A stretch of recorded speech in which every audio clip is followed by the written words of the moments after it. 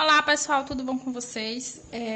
Antes de começar a resolver exemplos sobre sistema de forças aplicadas a um ponto material, eu gostaria de conversar um pouco com vocês sobre tração, certo? A gente vai ouvir muito essa palavrinha durante nossas próximas aulas. A tração, pessoal, é uma força, né? Assim como o peso, mas ela é exercida sobre o corpo na direção perpendicular à sua superfície. Neste caso, a força é exercida por um cabo, uma corda, corrente ou fio. Então, sempre quando a gente estiver falando de tração, vai estar se referindo a algo que você possa esticar, tá? E a força de tração sempre puxa. Eu peguei aqui esse fone de ouvido para mostrar para vocês, né? Então, ó, aqui ele tá no estado dele natural, tá vendo? E aí, ó, eu tô exercendo sobre ele uma força, ó, que tá esticando ele, certo? É a força de tração, que a gente sempre vai representar pela letra T, certo? Então, a gente lembra que tração sempre puxa, né? Se a gente estiver falando de um corpo, é como se eu estivesse esticando o corpo. E o contrário seria um esforço de compressão, né? Aqui como na régua, ó. Nesse sentido, ó, a régua está sendo comprimida. Então, é como se eu aplicasse forças perpendiculares em relação ao plano de aplicação, que é justamente o que está aqui na definição, né? Na tração, vai ser uma força, ó, a força é um vetor, certo? Só que esse vetor a gente vai chamar de tração.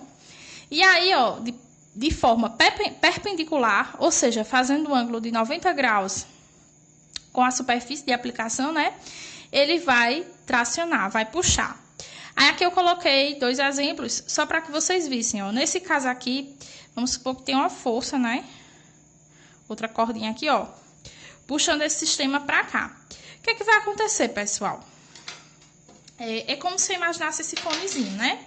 A corda vai estar assim, e aí ao passo que eu vou exercer uma força, ó, vai esticar e vai acabar puxando o outro bloco, certo? Então, aqui, inicialmente, ele está relaxado. Quando a gente aplica uma força aqui, F, certo? Vai acabar puxando esse outro bloco. E aí, exercendo uma força de tração aqui nessa corda. Nesse caso, a tração aqui, ó, vai surgir uma tração no bloco A, né, devido a esse esforço que foi exercido e puxou o bloco.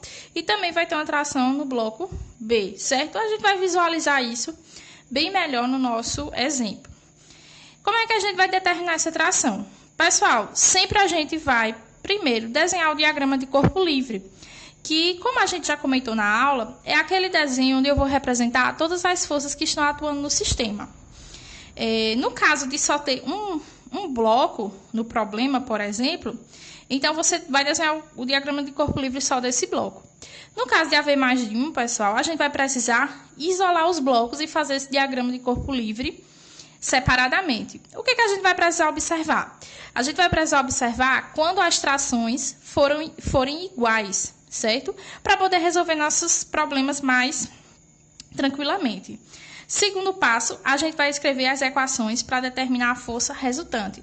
Lembrando que, como a gente já viu lá em vetores, né, e vocês também viram na aula passada, a gente vai obedecer as leis da estática. Como no nosso caso, a gente sempre vai levar em consideração que os corpos estão em repouso, né, porque é isso que esse tipo de atuação da força que requer nas estruturas, o que é que vai acontecer? Sempre o somatório das forças vai ser igual a zero. E aí a gente vai obedecer aquela mesma regrinha que a gente fez lá em vetores, né? Só que a gente fazia o somatório dos vetores. Agora a gente vai fazer, ó. Quando tiver em x, né? Para a direita, positivo, somatório das forças em x igual a zero. Para cima, positivo, somatório das forças em y igual a zero. Então, nesse caso, pessoal, a gente sempre vai estar decompondo as forças na direção x e na direção y, certo? E aí, igualando o somatório das forças nesse referido eixo igual a zero. Por quê? A gente vai considerar sempre que o sistema está em repouso e está em equilíbrio estático.